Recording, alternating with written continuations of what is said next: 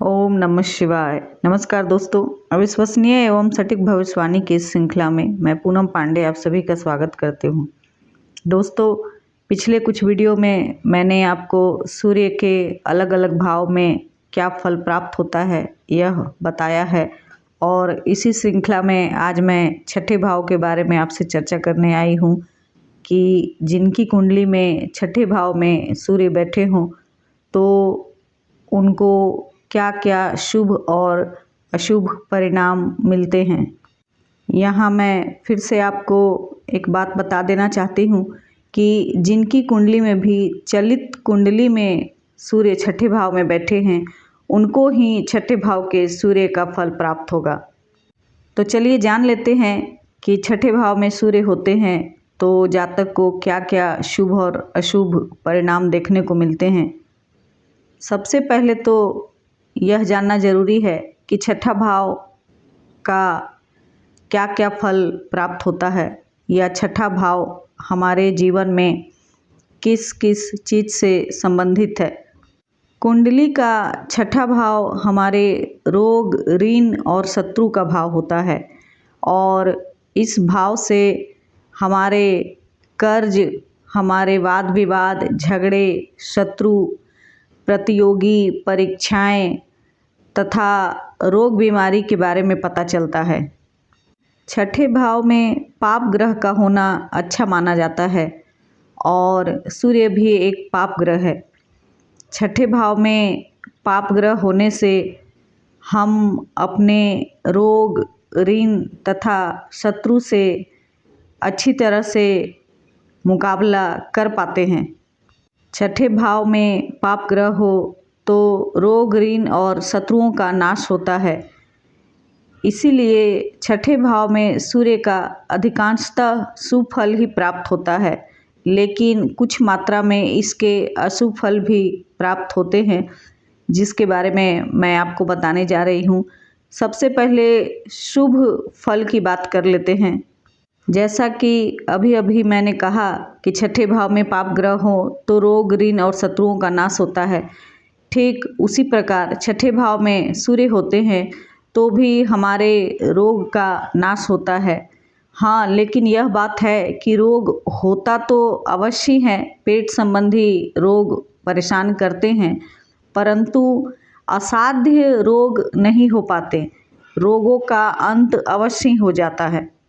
तो सबसे पहला शुभ फल छठे भाव के सूर्य का यह है कि कोई भी बीमारी होती है तो वह अवश्य ही समाप्त हो जाती है और उसका निवारण हो जाता है। छठे भाव से संबंधित दूसरा विषय है ऋण का, यानी कि कर्ज का। तो यहाँ पर छठे भाव के सूर्य कर्ज के लेन देन का निपटारा करते हैं, अर्थात यदि किसी से कर्ज ले रखे हैं तो वो हम आसानी से चुका पाएंगे, और यदि किसी को कर्ज दे दिया है तो भी वह वापस आराम से मिल जाता है। कहने का तात्पर्य यह है कि छठे भाव के सूर्य वाले जातकों को कर्ज के लेन देन में परेशानी नहीं होती।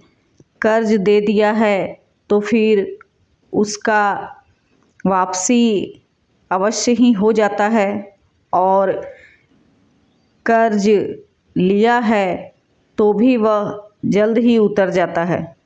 छठे भाव से जुड़ा हुआ तीसरा विषय है प्रतियोगी परीक्षाओं का, हमारे शत्रुओं का, दुश्मनों का और लड़ाई झगड़ों का। छठे भाव का सूर्य यहाँ भी अपना शुभ फल प्रदान करता है, अर्थात किसी से वाद विवाद या लड़ाई झगड़ा चल रहा हो तो उसमें जातक की विजय होती है। इसके अलावा प्रतियोगी परीक्षाओं में भी जातक बहुत आराम से सफलता प्राप्त कर लेता है। यदि किसी से कोर्ट कचहरी का केस चल रहा हो तो उसमें भी जातक को विजय प्राप्त होती है। तो दोस्तों, यह तो रहा छठे भाव के सूर्य का शुभ फल। अब इसके अशुभ फल के बारे में भी आपको बता देना चाहती हूँ। कि छठे भाव में सूर्य होने से इसका कुछ अशुभ फल भी प्राप्त होता है, और वह यह है कि ऐसी स्थिति में सरकारी तंत्र से जातक को कोई परेशानी उठानी पड़ सकती है। सरकार से अथवा सरकारी कर्मचारी से कुछ समस्या, वाद विवाद या लड़ाई झगड़े की नौबत आ जाती है।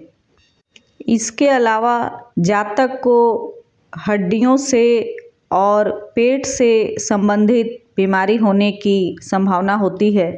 साथ ही साथ जातक के पिता को भी स्वास्थ्य कष्ट होता है। छठे भाव का सूर्य कभी कभी मान सम्मान की हानि भी करता है। इसीलिए जिनकी भी कुंडली में छठे भाव में सूर्य है, वो सूर्य का उपाय अवश्य ही करें। आदित्य हृदय स्तोत्र का पाठ करें और नियमित रूप से सूर्य भगवान को अर्घ्य दें। तो दोस्तों, इसी के साथ ही मैं आज की चर्चा को यहीं समाप्त करती हूँ। आपको मेरा वीडियो कैसा लगा कमेंट में अवश्य बताएं। यदि आप मेरे चैनल पर नए हैं तो मेरे चैनल को सब्सक्राइब करें, मेरे वीडियो को लाइक और शेयर करें। यदि आपको व्यक्तिगत रूप से कुंडली विश्लेषण करवानी हो तो दिए गए नंबर पर संपर्क कर सकते हैं। तब तक के लिए मुझे आज्ञा दीजिए। अगले वीडियो में आपसे फिर मुलाकात होगी। सूर्य के सप्तम भाव में फल के बारे में मैं आपको बताऊंगी। तब तक के लिए नमस्कार। जय महाकाल।